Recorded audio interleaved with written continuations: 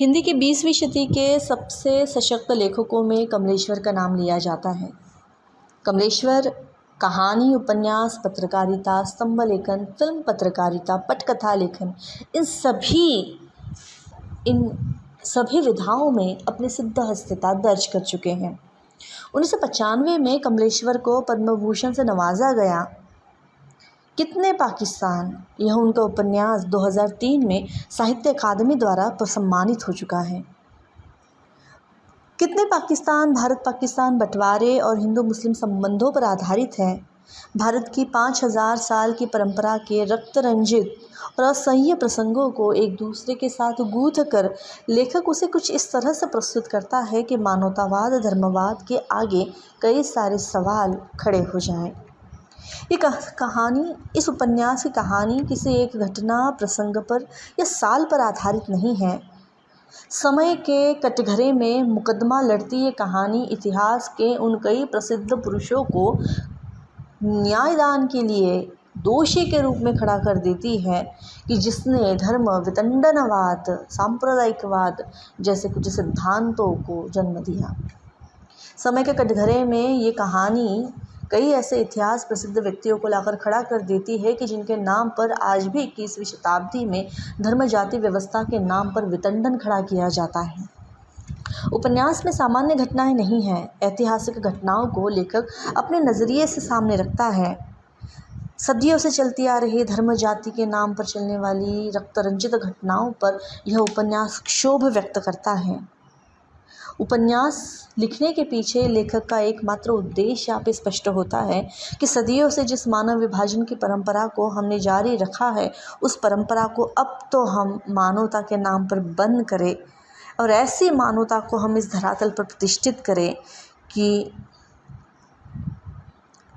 लेखक समसामयिक घटनाओं को, आंदोलनों को, चाहे फिर वो कश्मीर के हो या फिर आशियाई या फिर अन्य देशों से जुड़े हुए आंदोलन हो, उन्हें सहारा बनाकर हिंसा प्रतिहिंसा के मूल में जाने की कोशिश करता है।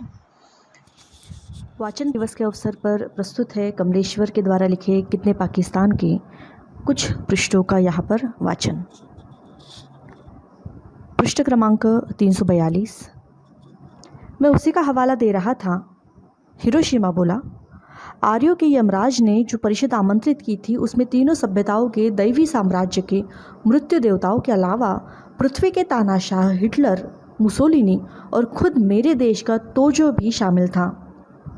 इन्हीं के साथ शामिल थे वे भौतिक शास्त्र के परमाणु वैज्ञानिक जो नस्लवाद से खुद त्रस्त थे, पर राष्ट्रवाद या वैज्ञानिक प्रगतिवाद के नाम पर सामूहिक हत्याओं और ध्वंस का नया मृत्यु दर्शन इजाद कर रहे थे।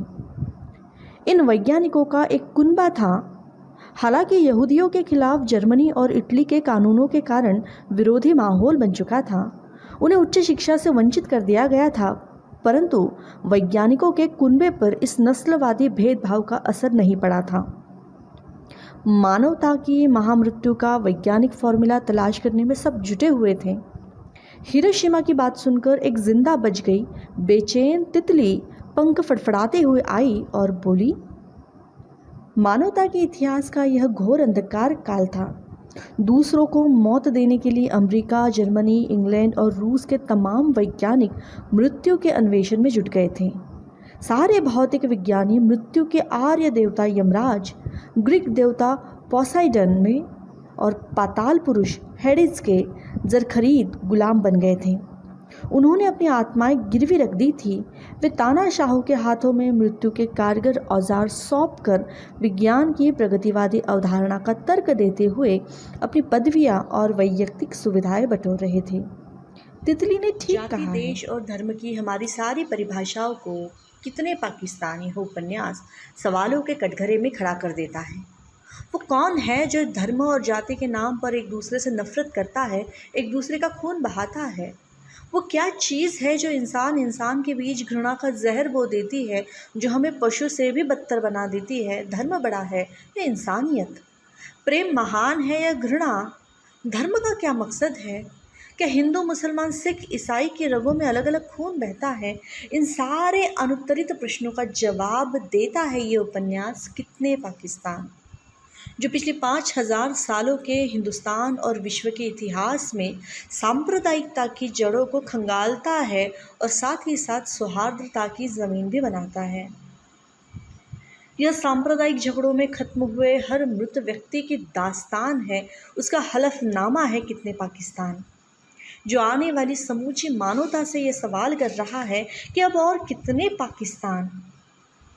एशिया महाद्वीप में जगमगाते हुए तीनों देशों का इतिहास हजारों बेगुनाहों के खून से सींचा गया है, जो बिल्कुल निरपराध थे, जिन्होंने कभी किसी का कुछ भी नहीं बिगाड़ा, जो अपनी धरती अपनी खेती पर अन्न उगाते मेहनत करते अपनी तरीके से शांतिपूर्ण ज़िंदगी जीते थे, जिन्होंने कभी किसी को नुकसान नहीं पहुंचाया, लेकिन उनका जीवन कुछ लोगों के अंधे स्वार्थों की बलि चढ़ गया।